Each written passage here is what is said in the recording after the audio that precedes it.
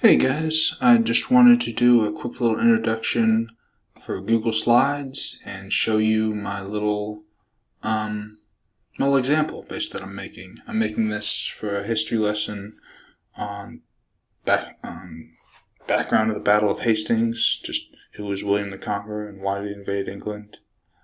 I've got some background right here. What I like about this, I'm not sure if I'm going to just break this into little factoids and use it as a presentation, or keep all this text and just send it to the students to read and take notes on.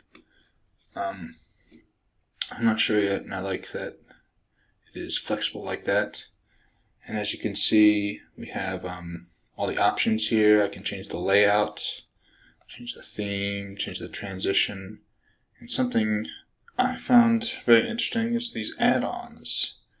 I'm not sure if I have time to get into it all right now, but here we have Nearpod, all these great apps that we can just connect to immediately on there, which I'm going to use in the future. And I'm just going to finish this up. Probably going to keep this text, keep it pretty wordy, and that will be my example for Google Slides. Thank you very much.